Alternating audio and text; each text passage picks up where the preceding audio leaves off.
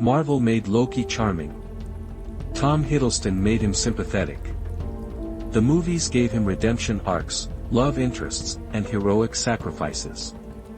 In the original Norse mythology, Loki is none of these things. He is a shapeshifter who became pregnant by a horse.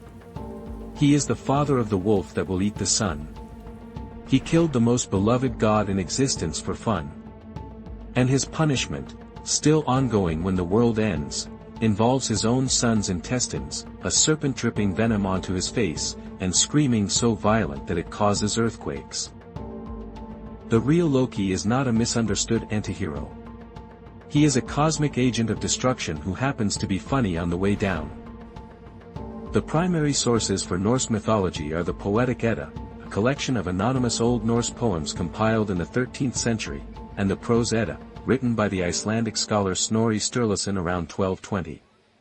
These were written down roughly 200 years after Iceland converted to Christianity, so they are not pristine pre-Christian documents.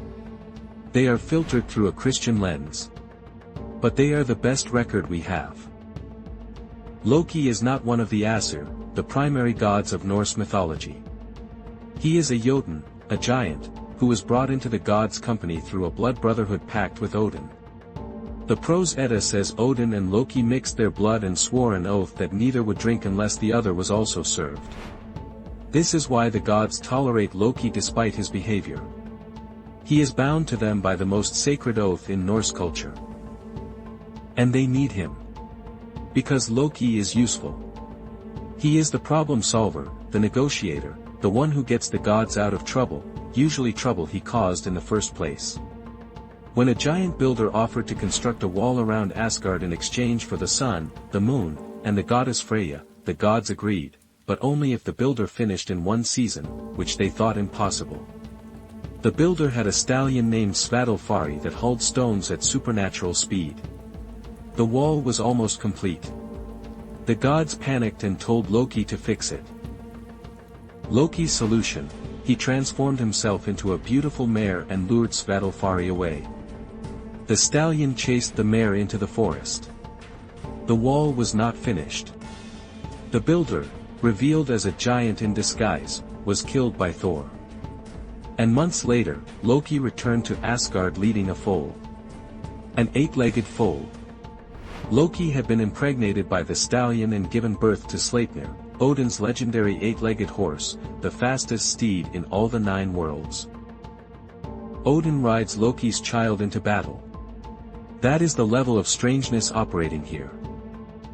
Sleipnir is not Loki's only monstrous offspring. With the giantess Angrboda, Loki fathered 3 beings so terrifying that the gods themselves feared them. Fenrir, a wolf of impossible size that will break free at Ragnarok and swallow Odin whole. Jormungandr, the Midgard serpent, so large it encircles the entire world and bites its own tail.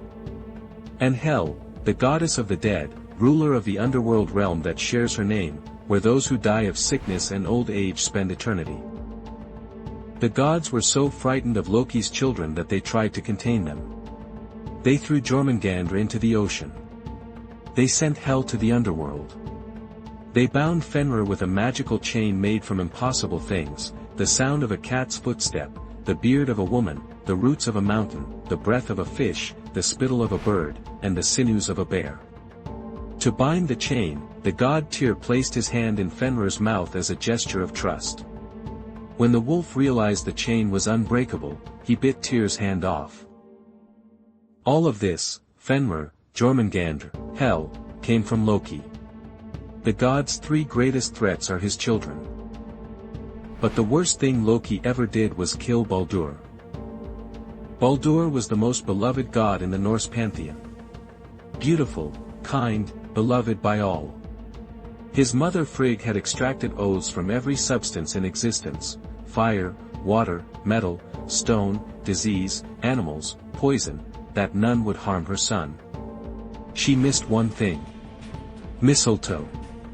A plant so small and harmless that she did not bother to ask. The gods, knowing Baldur was invulnerable, made a game of throwing weapons at him. Swords bounced off. Axes shattered. They laughed and threw more. Loki discovered the mistletoe loophole. He carved a spear, or in some versions an arrow, from mistletoe and gave it to Baldur's blind brother Hodr, guiding his hand. The mistletoe pierced Baldur's heart. He died. The most beloved god in existence, killed by a weed, guided by the hand of the one being the gods should never have trusted. The gods sent a messenger to Hel, Loki's own daughter, to negotiate Baldur's return. Hel agreed, on one condition: every living thing in the 9 worlds must weep for Baldur. They did. Every creature, every stone, every tree wept. Except one giantess, Thok, who refused. Scholars believe Thok was Loki in disguise. Baldur stayed dead. The gods' patience broke. They captured Loki and bound him in a cave beneath the earth. They killed his son Narfi and used his intestines as the chains. They placed a serpent above Loki's face that drips venom onto him eternally. His wife Sigyn stands beside him holding a bowl to catch the venom. When the bowl fills and she turns to empty it, the venom hits Loki's face. He screams and thrashes so violently that the earth shakes. That, the Norse said, is what causes earthquakes. He remains there until Ragnarok, the end of the world. When Ragnarok comes, Loki breaks free. He sails to the final battle on a ship made of dead men's fingernails. Fenrir swallows Odin. Jormungandr poisons Thor. Loki fights the god Heimdall and they kill each other. The world burns. The sun goes dark. The stars fall from the sky.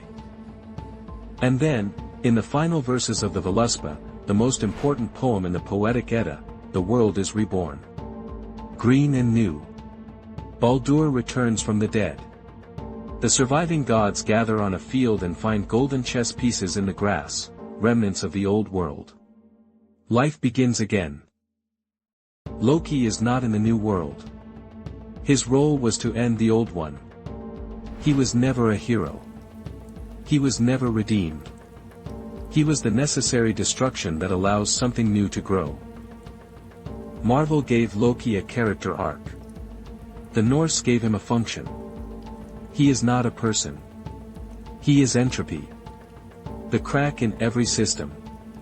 The flaw in every oath. The weed in every garden that nobody thinks to pull until it has already killed the most beautiful thing in it. Tom Hiddleston made you love him. The original Loki was never meant to be loved. He was meant to be feared. Because the most dangerous thing in the universe is not the enemy you can see. It is the friend you should never have trusted.